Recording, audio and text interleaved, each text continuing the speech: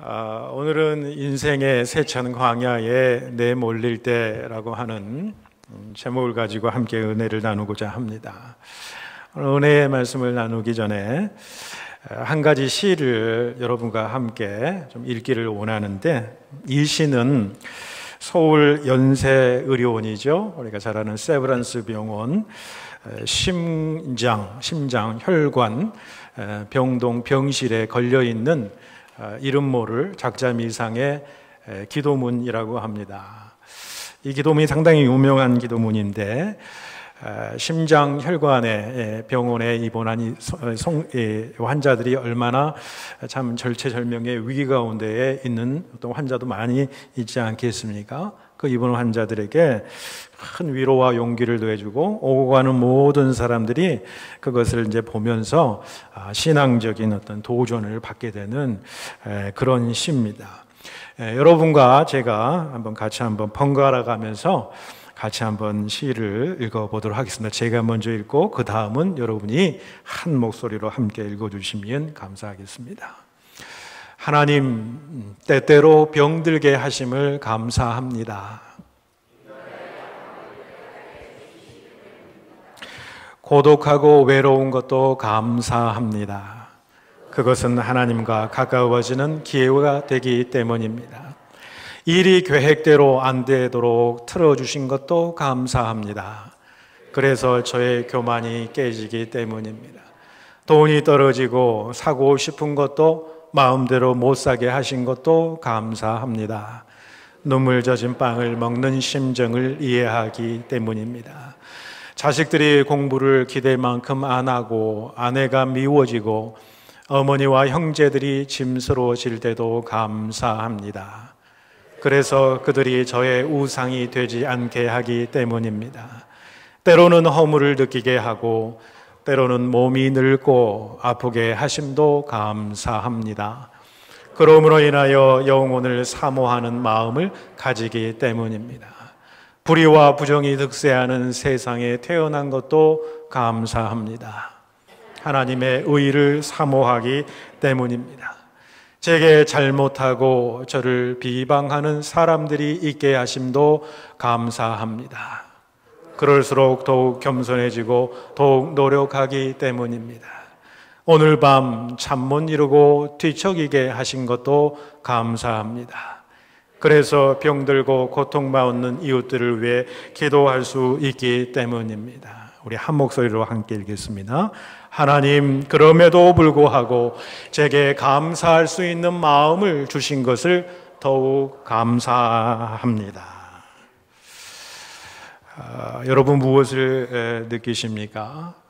어떠한 조건 속에서도 불리한 어떤 상황이죠. 인생의 참 어두운 터널을 지나는 듯한 그러한 세찬 비바람이 불어오는 그런 환경 속에서도 우리가 감사할 수 있다는 것이 얼마나 멋진 신앙인의 모습이 아닌가. 우리 신앙인은 십자가의 역설적인 신앙을 우리 마음에 품고 사는 사람들입니다. 십자가의 역설적인 그 신앙, 그리고 부활의 영광으로 나타나실 그 예수 그리스도의 모습을 보면서 우리는 이러한 신앙의 모습을 갖는 것이지요. 그것이 바로 참 신앙인의 능력이고 모습이지 않은가, 그런 생각을 해보게 됩니다. 이런 상황 속에서도 감사가 넘칠 수 있고 깨달음의 은총이 그 가운데 있다고 한다면, 여러분, 이 사람을 누가 해하거나 누가 넘어뜨릴 수 있겠느냐는 거죠. 저도 이 글을 읽으면서 저도 이와 같은 이 고백의 삶이 저 가운데 있기를 원하는 마음이 있습니다만, 때로는 그러한 삶을 살아가지 못한 제 자신을 돌아보게 되는 것이고, 그 부족한 모습 가운데 맞아, 하나님에 대한 신앙은 바로 이러한 신앙일 것이다 라고 하는 믿음의 결단을 다시 하게 되는 그러한 글이라고 생각을 합니다. 특별히 오늘 말씀 주제와 관련해서 생각해 보면 우리의 인생을 광야의 인생이다, 그렇게 이야기를 합니다. 광야라는 것은 아주 혹독한 곳입니다. 비가 내리지 않는 곳이지요. 늘 어려움과 대적들이 우글거리는 그런 곳입니다. 먹을 것이 만만치 않은 그런 곳이지요. 세상살이 참 힘든 곳이 광야의 삶이라고 하는 것이지요. 우리가 인생 살아가면서 때때로는 정말 꽃길만 걸어가면 좋을 것 같은데 그렇지 않지 않습니까? 광야의 세찬 어떤 비바람, 어떤 혹독한 광야로 우리가 내몰리는 그런 상황들을 우리가 경험하게 되더라는 것이지요.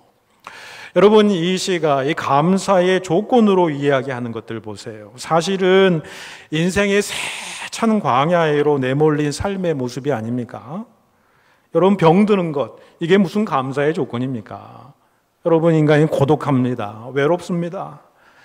내가 계획한 대로 일이 잘 진행되지 않는 거지요. 돈도 떨어집니다. 경제적인 상황도 어려워져요. 자식도 아내도 남편도 형제도 부모들도 내겐 짐으로 다가올 때가 있다라는 거지요. 내 몸이 늙어가고 있습니다. 늙어가는 것도 서러운데 아픈 것에 대해서 인생에 대한 허물을 느끼는 거지요. 세상을 바라보면은 부정과 불의가 득세하는 거예요. 그 가운데 어떻게든지 살아보려고 노력하는 제 자신의 그 자신의 모습을 보는 거예요. 더 심지어는 나를 비방하는 사람들에 의해서 둘러싸여 있는 그러한 삶이에요. 그래서 잠 못 이루는 수많은 밤을 살아갈 수밖에 없는 이 광야의 인생, 그것을 감사의 조건으로 잡고 있는 거예요. 이 시인은 무엇이라고 고백하는 것입니다. 역설적인 신앙의 고백을 하는 거예요. 이 광야의 혹독한 삶의 현장에서 깨달을 수 있는 진리를 말씀하고 있는 거예요. 아니, 이 광야, 이 혹독한 광야를 통해서만 내가 깨달을 수 있는 하나님의 놀라운 진리, 그 말씀을 우리에게 전해주고 있다 이렇게 생각을 합니다. 그 혹독한 광야를 통해서만 깨달을 수 있는 것이 무엇입니까? 인간의 연약함을 깨달은 거예요. 나의 부족함을 깨달은 거예요. 내가 지금까지 내 지식과 힘과 능력과 내 건강을 유지하면서 살아간다고 했는데 아니더라는 거예요. 내 연약함을 발견하는 거예요. 내 교만함이 깨져버리는 그 순간이라는 거예요. 눈물 젖은 빵을 먹는 인생을 이해하게 되는 거죠. 병든 자들, 고통받는 자들, 힘들게 사는 사람들, 그 이웃들을 이해하게 되고 위로하게 되고 중보할 수 있는 능력이 그 가운데 생긴 거예요. 내가 지금까지 의지했던 모든 우상들이 깨어지는 그 순간이다. 그러면서 이 세상 것이 아니라 영원을 사모하는 그 마음을 품게 하는 시간이에요. 오직 하나님께 한 걸음 한 걸음 더 가까이 나가게 하는 그런 삶의 현장이 이 광야의 현장이다라고 하는 거지요.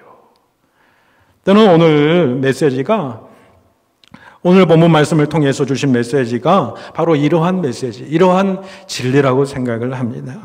오늘 본문의 말씀은 여러분 딱 2절에 있는 아주 간단한 말씀으로 보입니다. 이 복음의 광야에서 40일 동안 시험 받는 이 사건은 다른 복음서에서 동일하게 나오게 됩니다만은, 여러분 예수님이 오늘 본문 말씀 가운데 보면은 광야에서 어떤 시험을 구체적으로 받았고 그 시험에 대해서 어떻게 승리하고 극복해 내었는지를 이야기하고 있지 않습니다. 다만 그저 광야로 내몰린 예수님에 대해서 초점을 맞추고 있다는 거지요. 12절 보십시오. 성령이 곧 예수를 광야로 몰아내신지라, 그렇게 표현을 하고 있잖아요. 몰아내신지라, 내쫓는 거예요.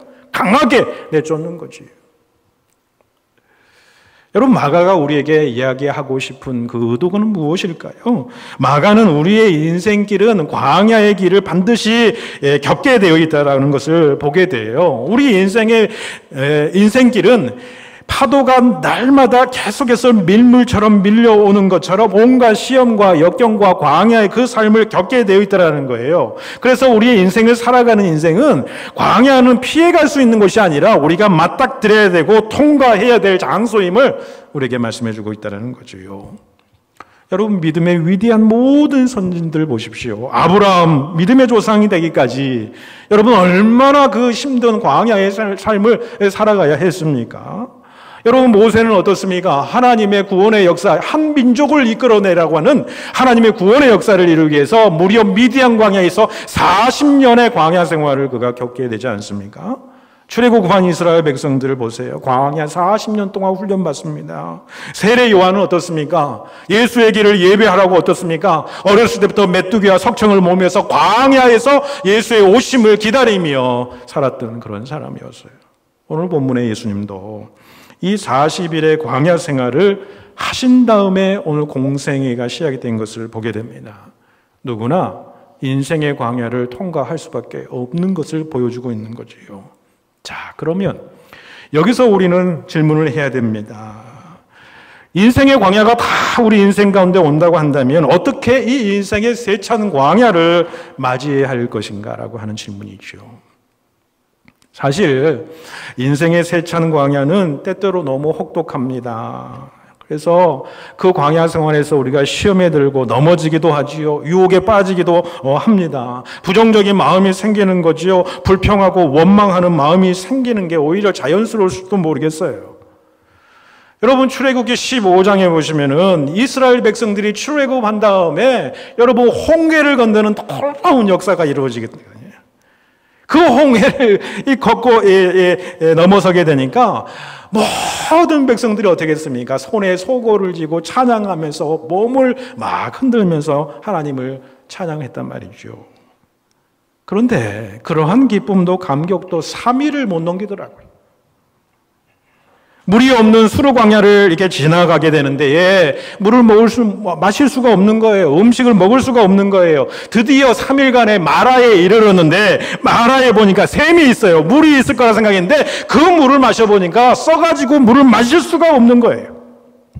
그러자 모든 백성들이 불평과 원망을 합니다. 모세를 향해 불평을 하죠. 원망합니다. 하나님을 원망합니다. 여러분, 어쩌면 이렇게 불평하는 것이 인간적으로 우리가 생각하면 또 당연하지 않을까 그런 생각도 저는 해보았습니다.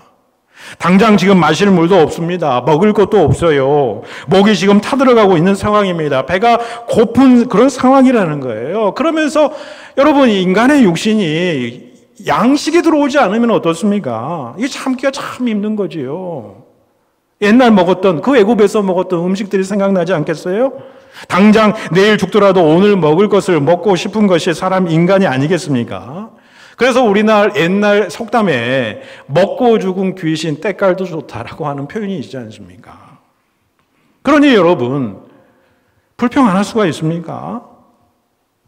여러분, 자녀들의 앞길이 시온의 대로가 확 열려야 되는데 자꾸 막히는 거예요. 자꾸 어려움이 오는 거예요. 원치 않는 병으로 내가 고통을 받고 있는 거예요. 불평 나오지 않겠습니까? 하나님 편에서 내가 바른 믿음 생활하려고 정말 노력해 봅니다. 말씀 묵상하고 열심히 기도 생활해 보고 새벽 제도도 쌓으려고 노력해 봅니다. 그런데 삶의 문제는 더더욱 꼬여가는 것 같아요. 삶의 형편이 나아져야 되는데 더 어려워지게 될 때 여러분 불평이 우리 입술에 나오지 않겠느냐라는 거죠. 솔직히 그것이 우리 인간의 모습 아닙니까?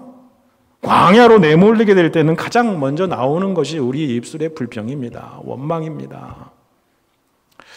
그런데 여러분, 불편한 진실이 있습니다. 그게 뭐냐면 이 불평과 이 원망이라고 하는 친구를 내가 한번 받아들이잖아요. 그러면 계속해서 내 입술에 불평과 원망이 남아있게 됩니다. 결국 이 불평과 원망이라는 친구는 내 곁에서 나에 딱 달라붙는 어떤 그런 친구가 되어버리는 거예요. 그래서 불평과 원망하는 마음이 내 마음속에 고차가 되는 거예요. 습관화되는 거예요. 그래서 늘 절망하고 낙담하는 거죠. 계속해서 나의 불행을 남의 원망 탓만 하게 되는 것이죠. 그게 쌓이다 보면은 그것이 자기 성품화 되어버린다. 이게 가장 큰 문제라는 거예요. 삶의 모습 속에서, 얼굴의 그 표정 속에서 드러나게 되는 거예요. 자꾸 남을 원망하고 무엇인가 다른 사람을 향해서 불편한 마음을 갖게 되고 그렇게 되는 것이죠. 그래서 결국에는 이 불평과 원망하는 마음이 자신의 운명을 스스로 부정적으로 만들어버릴 그런 위험이 있다라고 한다는 거죠. 그러면 여러분, 우리가 광야 생활에서 이런 승리할 수 있는 힘은 어디서 나오는 것이겠습니까? 여러분 13절을 보십시오. 13절을 우리 함께 같이 읽겠습니다. 시작. 광야에서 40일을 계시면서 사단에게 시험을 받으시며 들짐승과 함께 계시니 천사들이 수종 들더라. 아멘. 여러분, 광야에서 예수님께서 40일을 지내십니다. 그리고 사단에게 시험을 받으신다고 그랬어요. 그런데 그 다음에 표현이 두 가지 표현이 나오는데 첫 번째는 무엇입니까? 들짐승과 함께 계시니라고 하는 표현을 썼습니다. 어느 성서학자는 이것을 마치 사막에 샘이 넘쳐 흐르리라, 사막에 꽃이 피어 향내내어서 사자들이 어린 양과 뛰놀고 어린이가 독사굴에 손을 넣어도 죽지 않는, 물지 않는 참 기쁨과 평안의 나라, 그 모습을 예수님께서 광야에 40일을 있으면서 그 광야에 있는 그 들짐승과 함께 했다, 이렇게 표현을 합니다만 그렇지 않습니다. 예수님께서 이 땅 가운데 다시 오실 날 하나님의 놀라운 샬롬, 하나님의 놀라운 평화의 시대가 이 땅 가운데 올 때에 바로 그런 일들이 이루어지는 거예요. 예수님이 시험받고 있는 이 광야의 현장, 예수님이 공생애를 시작하기 전에 시험받는 이 현장, 이 들짐승은 어떤 짐승이냐면 맹수들입니다.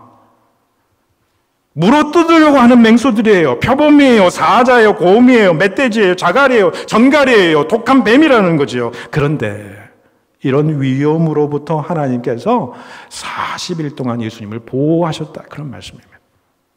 그 다음 문장에 보시면은 천사들이 수종들더라, 그렇게 표현해요. 수종들더라고 하는 표현은 현재 완료형이 쓰여졌어요. 이것은 뭐냐면 예수님이 40일 광야 생활 동안 천사들이 수종드는 거예요. 수종당에서 먹을 것과 음식을 가져다 주는 게 아니에요. 함께 했다라는 거예요. 천사들의 수종을 받으시는 예수님. 그러니까 뭡니까? 광야 생활할 때 예수님도 시험 당하실 때에 홀로 그 시험을 당하지 않으셨다는 거예요. 홀로 그 광야에 있지 않으셨다는 거예요. 물론 육신적으로는 광야에서 40일 동안 홀로 계셨습니다만은 혼자가 아니셨다라는 거예요. 하나님이 함께 하셨다. 하나님이 함께 하셨다. 그 말씀을 전해주는 겁니다. 여기서 우리는 하나님께서 성령이 예수께 임한 이후에 광야로 내모셨다는 것을 우리가 살펴볼 필요가 있어요. 오늘 본문 바로 이전에 9절에서 11절까지 보시면은 성령으로 예수님께 세례받는 성령 충만한 사건이 광야에 바로 나가기 전에 있었다는 거예요. 그러니까 광야에서 승리할 수 있었던 것은 무엇이에요? 성령이에요. 하나님의 영이 그와 함께 했다는 거예요. 인생의 광야에서 승리하기 위해서는 여러분 필요한 것이 무엇입니까? 하나님의 임재와 하나님의 능력이 반드시 필요하다라고 하는 것을 보여주고 있는 거지요. 그래서 사도 바울은 무엇이라고 합니까? 하나님이 함께하는 사람에게는 광야의 혹독한 시험과 유혹이 오더라도 여러분 어떻습니까? 고린도전서 10장 13절에 보시면요, 오직 하나님은 우리가 감당치 못할 시험당함을 허락지 아니하신다. 그리고 감당치 못할 그 시험이 우리에게 닥칠 그 무렵에 또한 피할 길을 내사 너희로 능히 감당하게 하시느니라 말씀을 하시는 거죠. 여러분, 그런데 우리가 이런 혹독한 어떤 광야의 삶과 어떤 불같은 연단과 어떤 시험을 당할 때에 처음 느끼는 것은 무엇입니까? 하나님은 과연 나와 함께 계시나요? 하나님의 부재를 체험하는 거죠. 하나님 왜 그렇습니까? 영어로 why me라고 하는 질문을 하는 거예요. 왜 나입니까? 왜 나에게 이런 일이 일어납니까? 하나님은 나와 정말 함께 하십니까? 라고 하는 질문을 드리게 되는 것이 우리 인간의 마음이라고 해요. 그런데 그때 하나님은 어떤 하나님이실까요? 그걸 잘 보여주는 여러분 믿음의 조상들의 이야기가 있어요. 여러분 우리 잘 아는 야곱이 있잖아요. 야곱이 먼 하란 땅에 가서 야곱 외삼촌 라반의 집에서 20년 동안 일을 하지 않습니까? 처음 7년은 자기가 사랑하는 라반의 딸 이 라헬을 사랑해서 7년 동안 무료로 일을 해줘요. 그런데 일하고 나니까 이 삼촌 라반이 또 속여가지고 레아를 딸로 아내로 주니까 또 라헬을 위해서 7년 동안 도합 14년을 그렇게 일을 해주지 않습니까? 그리고 6년을 또한 외삼촌의 양떼를 돌보기 위해서 살아갑니다. 그러면서 창세기에서 뭐라고 얘기하냐면은 그 기간 동안에 외삼촌 라반이 품삯을 10번이나 속였더라 그래요. 그 순간에 그 20년의 세월 동안 이 야곱에게는 하나님이 침묵하시는 듯이 보였을지도 모르겠어요. 그런데 20년의 세월이 찬 다음에 야곱에게 하나님께서 나타나셔서 이런 말씀을 하세요. 라반이 네게 행한 모든 것을 내가 보았느니라. 내가 보았다. 일어나 이곳을 떠나 내 출생지로 돌아가라. 다 하나님께서 보시고 계셨다는 거죠. 그 야곱이 도망간 것을 알고 라반과 그 형제들이 군사들을 데리고 7일 동안 쫓아오지 않습니까? 그런데 밤에 하나님께서 라반에게 또 나타났어요. 너는 삼가 야곱에게 가서 삼가 말하지 말라는 거예요. 그를 대하지 말라는 거예요. 야곱을 지켜주신 것입니다. 야곱이 몰랐을 가능성이 많아요. 그러나 하나님은 언제나 함께 하셨다고. 20년의 세월 동안 야곱 삼촌 라반에게 속임을 당하는 그러한 20년의 삶 속에서도 하나님은 그 모든 것을 다 보고 계셨고, 그 야곱이 이스라엘 땅에 가기 위해서 삼촌 라반에게까지 찾아가서 하나님께서 모든 것을 뒤에서 다 해결해 주셨다. 요셉은 여러분 어떻습니까? 형들이 구덩이에 집어넣잖아요. 보디발의 집에서 종살이 하지 않습니까? 누명을 쓰고 감옥 생활하지 않습니까? 하나님 침묵하시는 것 같아요. 그런데 어김없이 함께 하시더라고요. 여러분, 요셉의 위대한 게 무엇입니까? 요셉은 이럴 때 어느 때든지 여호와께서 함께 하시리라 그랬어요. 그래서 요셉을 형통한 자라고 이렇게 이야기를 하잖아요. 구덩이에 빠지고 종살이 하고 감옥에 갇혀도요, 형통한 자다 그렇게 말씀해요. 왜요? 여호와 하나님께서 함께 하셨다는 거예요. 특히 여러분, 이 옥살이 감옥에서요, 술 맡은 관원장의 꿈을 해석해 주지 않습니까? 그리고 나서 그가 복직이 되면은 자기를 기억해서 자기를 옥에서 좀 꺼내달라 그렇게 부탁을 하잖아요. 인간적인 기대가 얼마나 많았겠어요. 진짜 복직이 됩니다.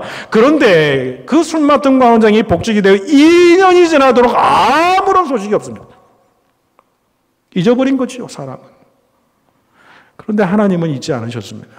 하나님께서 하나님의 때가 참에 어떻게 됐습니까? 바로 왕이 꿈을 꾸게 하시고 이 꿈을 해몽하기 위해서 술관원장이 2년 전에 감옥에서 이 꿈을, 내 꿈을 해석한 그 요셉을 기억나게 하셔서 그 요셉을 불러오게 되는 거죠. 하나님은 잊지 않으셨다는 거예요. 혹독한 광야 생활 속에서도요, 우리가 불같은 연단과 시험 가운데서도 여전히 하나님은 우리와 함께 계심을 여러분 믿으시기를 바랍니다. 여러분, 이 광야의 유혹과 시험이 올 때에 승리할 수 있는 비결에 대해서 힌트를 주는 이야기가 있습니다. 옛날 한 젊은이가 유혹에 빠지지 않는 덕을 배우기 위해서 아주 지혜가 많은 왕을 찾아가서 묻습니다. 그런데 대뜸 이 왕이 명령을 하는데 내가 시키는 대로 해라 라고 하는 거예요. 그 명령이 뭐냐면은 큰 잔에 기름을 가득 부으면서 그것을 들고 1시간 내에 정해진 시내 한 바퀴를 돌고 오라고 하는 명령이었어요. 만일 네가 늦거나 기름 한 방울이라도 떨어지면 너는 죽게 될 것이다 라고요. 아니, 죄를 얻으러 갔다가 이게 무슨 날벼락입니까? 그래서 왕이 지시한 대로 이 젊은이는 1시간 내로 겨우 돌아오게 됐어요. 그러자 이 젊은이에게 왕이 묻습니다. 네가 시내를 돌아다니면서 생선가게 보았느냐? 대장장이를 보았느냐? 가구점을 네가 보았느냐? 신발 가게를 네가 본 적이 있느냐? 라고 묻자 이 젊은이가 얘기를 합니다. 고개를 저으면서 아니요, 보지 못했습니다 라고 얘기를 해요. 그때 왕은 무엇이라고 얘기합니까? 유혹에 빠지지 않는 비결도 바로 여기에 있네. 내가 해야 할 일을 열심으로 한눈 팔지 않고 집중하면 결코 유혹에 빠지지 않을 것이다. 그렇게 이야기를 했다는 거죠. 여러분, 예수님께서 광야 40일 동안에 금식하시면서 사단의 시험을 물리치시고 승리하게 되는 원동력이 여러분 무엇이라고 생각하십니까? 예수님은 광야 생활 중에 하나님께만 온전히 집중하는 시간을 가졌다고 하는 거예요. 하나님의 강력한 임재 아래 그가 있었다고 한 거예요. 이 세상에서 하나님께서 자신을 통해서 이루실 하나님의 구원의 사역을 감당하기 위해서 먼저 그게 필요한 건 뭐예요? 하나님만을 집중하는 시간이 필요했다는 거죠. 하나님의 뜻을 분별하고 하나님과 대화하고 하나님과 동행하면서, 여러분, 이것이 예수님께서 광야 생활을 승리하신 의미이고 그가 하나님의 놀라운 역사를 감당할 수 있었던 비결이라고 하는 거죠. 여러분, 광야의 시련과 유혹을 이길 수 있는 방법은 뭡니까? 집중하는 겁니다. 집중하는 겁니다. 어떤 상황 속에서도 하나님께서 함께 해주시라고 하는 믿음을 가지고 온전히 하나님께만 집중하는 것이지요. 내 자신을 하나님께로만 집중할 수 있는 그 환경을 우리가 만들 필요가 있다는 거예요. 정기적으로 하나님을 만나는 겁니다. 하루하루의 삶 속에서 말씀을 내가 묵상해야 되겠다는 거예요. 그것이 하나님을 집중할 수 있는 방법이라면 그렇게 해야 되겠다는 거예요. 그것이 새벽제단 나와서 내가 하나님 말씀 앞에 무릎 꿇고 기도해야 되겠다라 생각하면 그것이 하나님 앞에 집중할 수 있는 길이 되는 거예요. 그 말씀만을 의지하고 그 말씀만 집중해서 내가 살아가는 것이지요. 늘 깨어 있어서 성령의 인도하심 따라 자신을 맡기는 삶의 여건과 환경들을 내가 만들고 그 안에 내가 들어가는 거예요. 그 안에서 집중하는 거예요. 여러분, 그리스도의 삶은 어떤 삶입니까? 이스라엘 백성들이 보여준 대로 구름 기둥과 불 기둥을 보고 따라가는 삶이 아닙니까? 머물면 머물고 떠오르면 가는 것이 그리스도인의 삶의 모습입니다. 어제 하나님의 놀라운 역사, 구원의 역사, 여러분 홍해가 갈라지는 정말로 초자연적인 역사가 있더라도 3일만 지나면 사람들은 마음대로 원망하고 불평하는 마음이 생기는 것이 사람 마음이거든요. 그래서 하나님은 불기둥과 구름기둥과 메추라기를 보내주면서 하루하루 하나님의 인도하심 따라 살아가라고 그렇게 한 거예요. 하나님 앞에 너희가 매일매일 삶 속에서 집중하라고 하는 것이지요. 매일매일 만나를 통해서 말씀을 통해서 너희들이 살아가는 거예요. 구름기둥이 펼쳐져 가는 곳마다 가는 거예요. 멈춰서에 멈춰서는 거고요. 진행하면은 같이 가는 거예요. 여러분, 이것이 하나님 앞에 집중하는 삶이라는 거예요. 광야 인생에서 승리할 수 있는 비결이 되더라는 것이지요.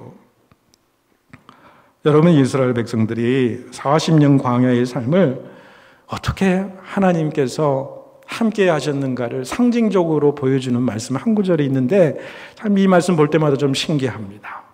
신명기 8장 4절에 보면 이런 말씀이 있어요.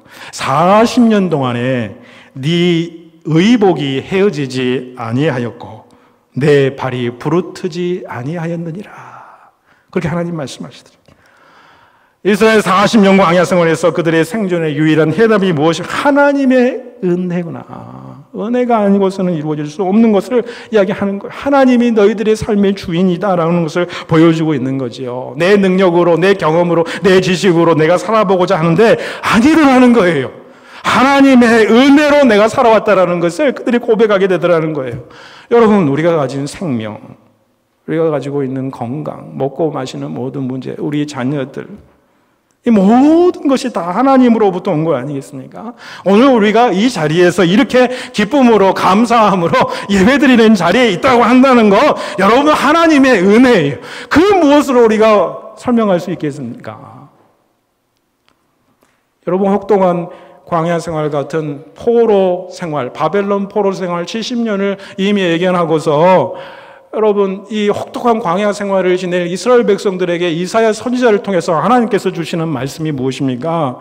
이사야 41장 10절에 두려워하지 말라는 거예요. 그런 혹독한 광야의 삶 속에서도 내가 너와 함께 하겠다.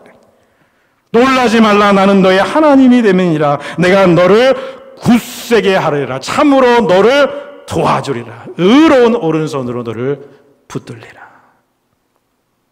여러분, 깊은 웅덩이와 같은 곳에 우리의 삶이 빠져 있는 것처럼 보여도 절대로 절망하거나 낭망하지 마시길 바랍니다.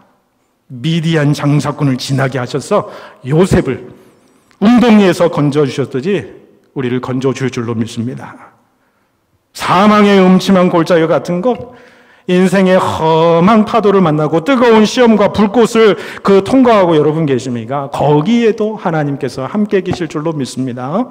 인생의 어떤 세찬 광야에 내몰릴지라도 여전히 하나님께서 우리와 함께 하실 줄로 믿습니다. 그 광야와 같은 삶, 그 바로 뒤편에, 그 배경에 하나님의 예비하신 놀라운 역사가 우리와 함께 하실 걸 믿고 승리하시는 여러분과 제가 될 수 있기를 주님의 이름으로 축복해 드립니다.